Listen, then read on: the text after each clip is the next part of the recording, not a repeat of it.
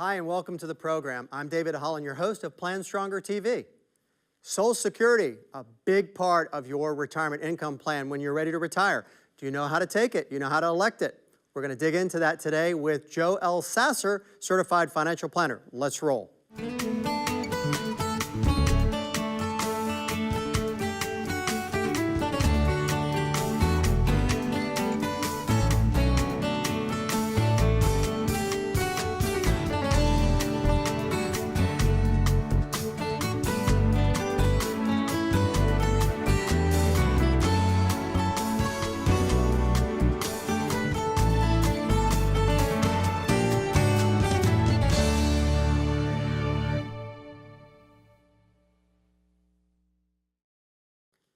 Welcome back. Let's get two things out of the way right up front.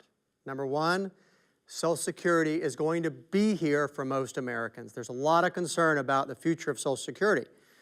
There will be changes in some way, in some fashion, that may affect some people. We just don't know what it's going to be yet. But I will tell you that I think for most people, Social Security, especially if you're already retired or close to retirement, it's going to be there for you. Now, the second thing to get out of the way, this is not a political show. I'm not going to get into the political aspects of Social Security, but I do recognize that there is a lot of Social Security political ramifications. You know, all that kind of comes together. But we're going to kind of stay away from that and really just talk about the practicalities of Social Security and how to make the most of it for your individual situation. And that is one of the key things I want you to take from today's program, is it depends, it depends, it depends. Social Security and how you take it and how you incorporate it into your overall financial plan, which is the way it should be done, depends a lot on you, okay? You can take it as early as 62, you can delay until 70, but those decisions depend on the rest of your situation. So we can, with the proper software, and we're going to talk about this, with the proper software, a financial advisor can calculate and help you optimize your Social Security, figure out when the best way, when to take it and how to take it for your situation. But you've also got to look at your longevity, your situation, your other assets, your other income. All of those things will factor into that decision. So I'm excited about our guest. He's an expert in Social Security. Let's get to him and we'll dig into this subject. All right, welcome back. And we're going to give you all the Social Security you can handle. Ready? I'm excited, I will tell you that, to bring in our guest today to talk about Social Security, Joe Elsasser, Certified Financial Planner. He is with Covisum and also Sequent Planning Group. And so Joe is here because I have been working with Joe using his software that he developed and actually holds a patent on how to calculate or optimize Social Security. There's a more technical definition, but that's the gist of it. I'm excited to have Joe on the program with us because not only doing work as an individual, helping people with their planning, but also being the master of this technology. Joe, welcome, welcome. Thanks for having me. I'm excited because I love what you've done. Joe's created a way for us as advisors to go in and calculate the best strategies and when to take Social Security. So we get to talk about that, which is very exciting for me. So let's dive right in for our viewers.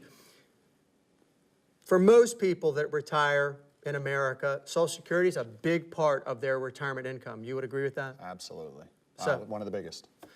I read a statistic the other day for 50% of retirees, Social Security represents 2/3 of their retirement income. Indeed.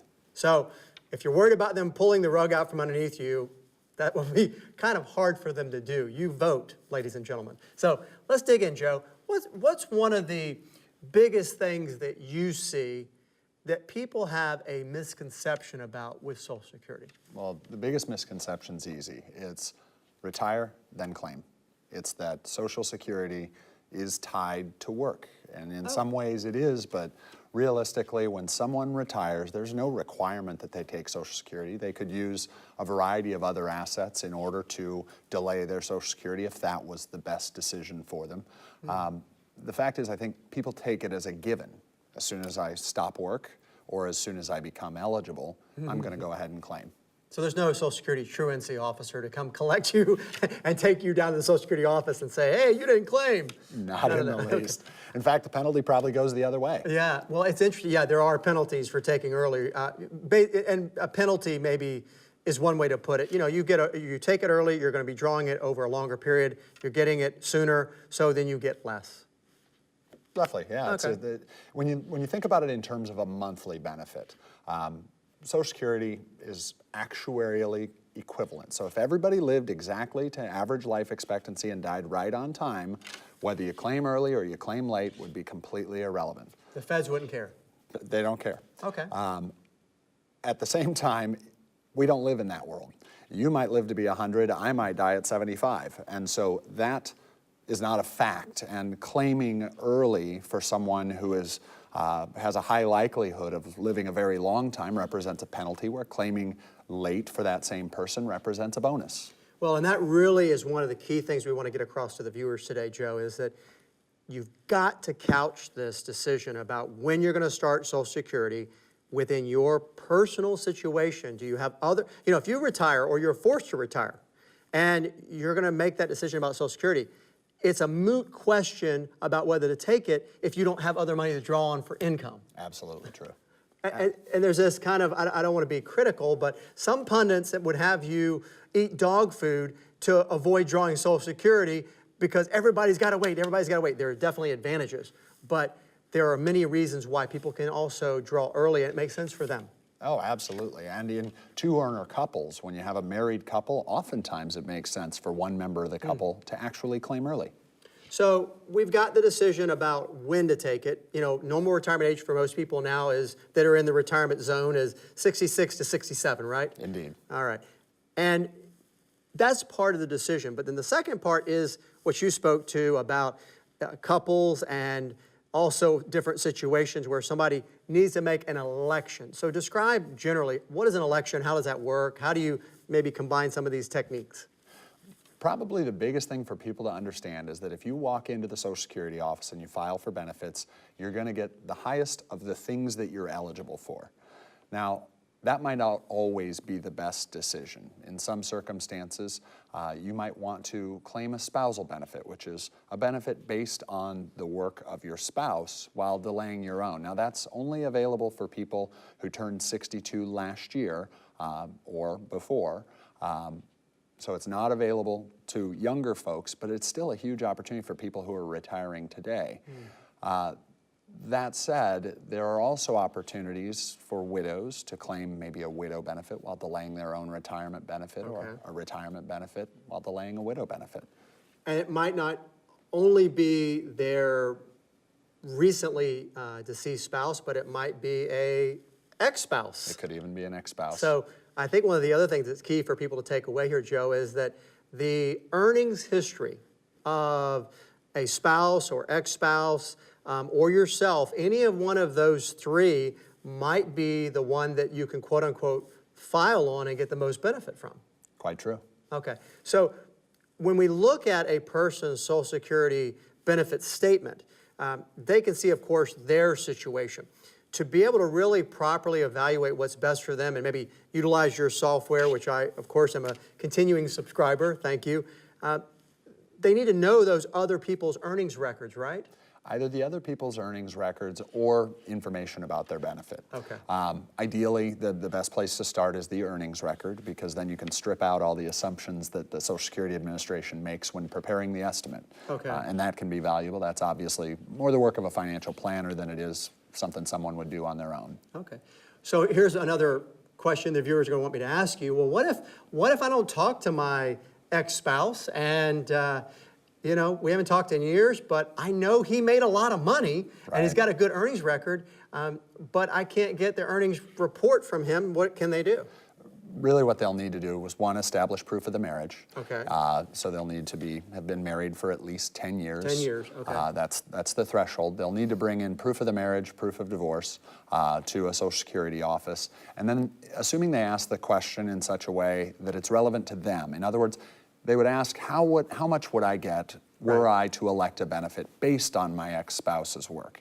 Okay. If they ask the question that way, then Social Security can divulge information. Okay. But if they say, how much would my ex get, Social Security won't divulge the information, surprisingly enough. Yeah, they close that little door down. They don't want to talk to you. They do. So when you get into those calculations, then it might make sense to draw one way or another. Absolutely. Okay, so that can all be part of the decision. Do you find that when people are equipped with this knowledge, and I know you've got a lot of advisors all over the country that are using your software, do you find that when people are equipped with this knowledge and understanding the different ways they can maximize their benefit, do a lot of people actually really embrace it? Oh, absolutely. It makes a significant difference. Because you're talking about, potentially huge dollars over time, especially for somebody who expects to live a long time. Absolutely. What we find, we actually just took a sample this year after all the recent legislative changes and said, on average, what does a typical couple stand to benefit by virtue of delaying claiming or following one of these strategies, which is not always delay. And the average was about $114,000. So it's a not insignificant chunk for the vast majority of Americans. That's excellent. Well, one of the common strategies I know that you have talked a lot about, because I've been to your training program, is having one spouse delay their Social Security, typically the higher earner spouse, and then have the other one either start theirs or draw off of the other one, depending on what's the best way. That can translate to a lot of money, a lot more money, maybe when that person hits age 70. But the thing that sometimes people overlook is how the Social Security survivorship benefit works. And I'd like you to talk a little bit about that, because that's something that's really big. It's huge. It's one of the biggest things for married couples to understand. When the first member of a couple passes away, the survivor will receive, this is rough, but the survivor will receive the higher of his or her own benefit or the benefit of the deceased.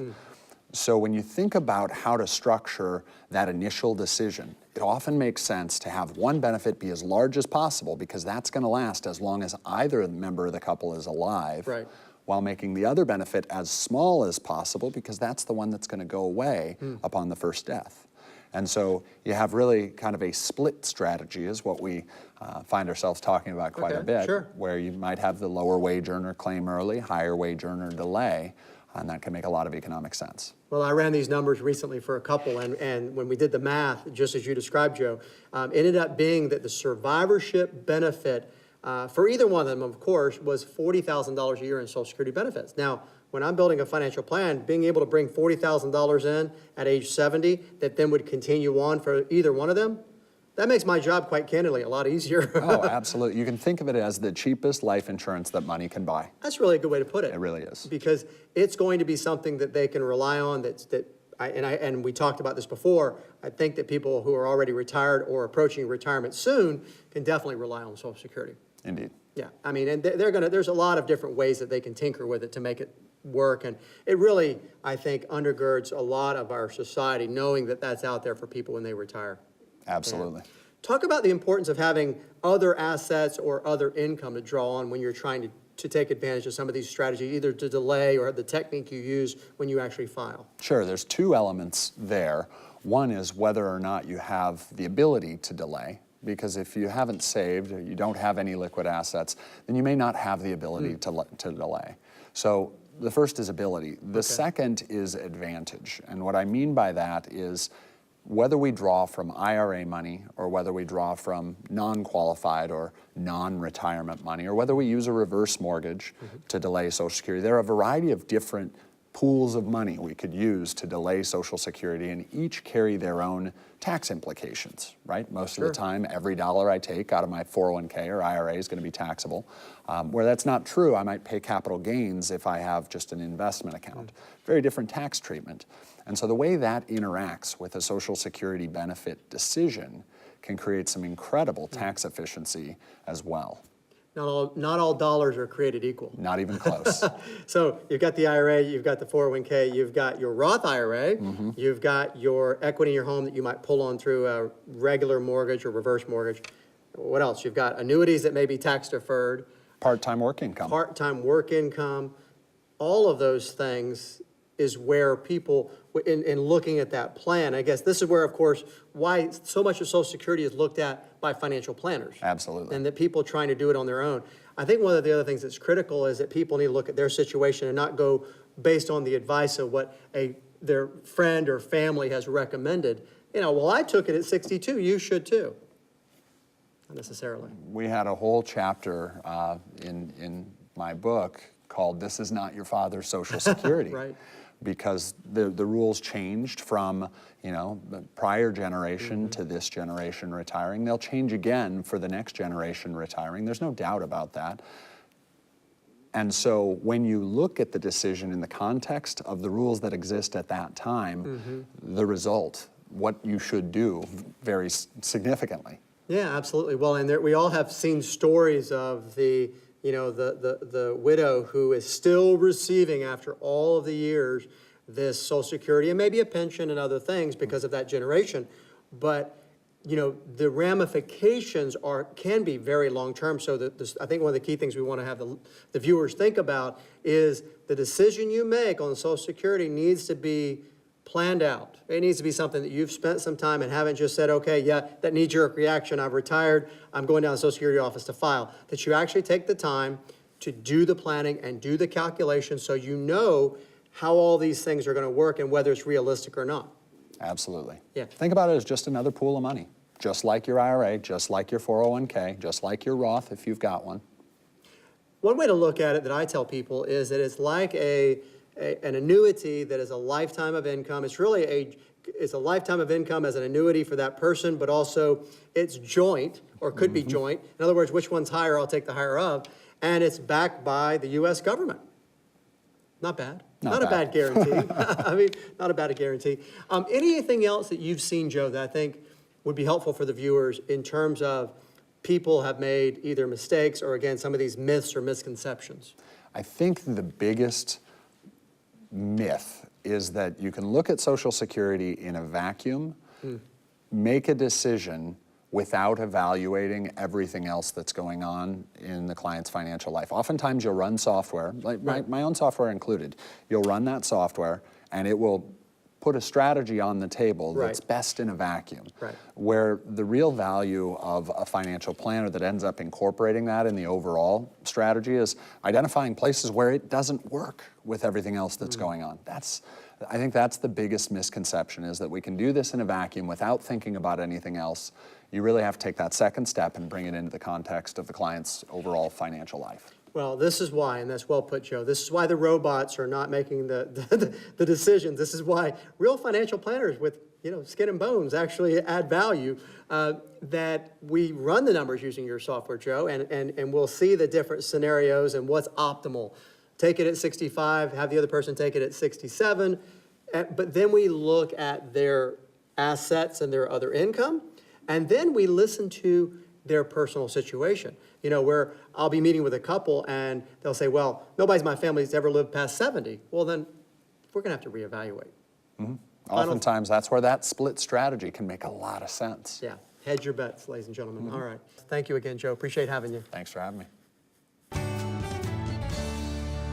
Time for viewer questions. And this question's interesting, and it comes from a radio show host that was being interviewed by Doug Goldstein on his program called Goldstein on Gelt. And it's a program specifically for U.S. Israeli citizens. And I was interviewed, and he had asked a really interesting question that I thought would be great for the program. So let me share it with you. Doug asked, as far as we know, the White House does not control the stock market. But then the national debt, which is something that the government does control, it seems to be getting pretty scary. But should we really be scared? And I think that's an outstanding question. And of course, I don't talk politics on this program, but we can't separate what happens in the world of politics from our country and our government, how we handle our debt, and how we put policies in place that affect our economic system. So here's my take on it. First, I don't think it should come as any surprise to anyone that our debt has continued to grow as a country. We spend more than we take in. It's not that complicated. So until that changes, the debt is going to be there. Now, what I suggest is that we step back from it and look at what's happening. Think about changes that may be coming, things that may be positive in the future. But probably one of the most important things I've learned over the years doing financial work, both in terms of my own education and also seeing how investors respond to different market activity, the thing that I can tell you is one of your best strategies is not to panic. You know, you go into an election, for example, and you're worried about the outcome. You go to cash, and then the market, as if it has a vendetta against you, you've shunned the market, it then goes up. So it reminds me of one of my favorite movies, Point Break. And in the movie, there's a lot of bravado and a lot of this adrenaline junkie taking risks, a lot of jumping out of airplanes and riding these really large waves. But one of the characters said something that I really thought was interesting, and I've always remembered it. Fear causes hesitation, and hesitation will cause your worst fears to come true. And so I take that and apply that to investing. That doesn't mean I'm suggesting that you be reckless or that you be haphazard or disregard risk. What I'm saying is that you control the things you can control, and then of course the things we can't control, we plan for. So what can you control? You can control diversification. You can control how much cash you have on hand. You can control how much you invest in the market. You can control whether you get your income from something that is stable and reliable, or whether you're getting it from something that's vacillating like the stock market. Because the things we can't control, we have to be prepared for. And so the best way to be prepared, not to make it sound like a cliche, but the best way to be prepared is to have a plan, is to be prepared for those things. We don't know exactly what's going to happen, but we can think through the different scenarios, and we can think about how can we best prepare for them. So I don't think we should panic when things go south, because they have historically. And prior performance is not necessarily indicative of future results, but history does give us some context. We've had bear markets and corrections and pullbacks, and we will again. But if you plan properly, you can be prepared for events like that. And that's really most of the battle. One more thing before you go. You're ready to retire. What financial moves do you need to make? Well, let's say you've spent your whole life working and you've got a nice nest egg built up. You've saved, you've got some cash, maybe you got money in a 401k, 403b, some other type of retirement plan through work, and you're ready to retire. What moves do you need to make? Do you keep your money invested in the market? The market's been going well. You're excited about the future. Things look good. Do you need to make any changes? Yes. That's the short answer, yes.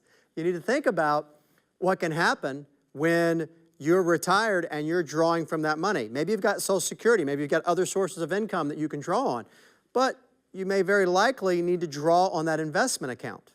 And so let's say you do. Do you keep it all invested in the market? No. You take some off the table. You take enough that you can draw on to give you the income that you need. If you know you're going to need money for income, you need to reposition it, or think about repositioning it out of the market. Go into some things that are safer that will give you reliable income. Keep money in the market, that's great. You're going to need some inflation protection. You're going to need some long-term growth. You want some accumulation, even when you're working, but also when you're retired. You know, reaching retirement doesn't mean you're done. It means you just have to shift and make adjustments. Because we could have another 2008. The market was down 40%. You stay invested in the market, now that nest egg is cut down to 60%, and you're still needing to draw the same amount of income from it. That's like putting a 747 into a nosedive. You're going to pull that account down and very quickly deplete it. We want to avoid that, obviously, in retirement.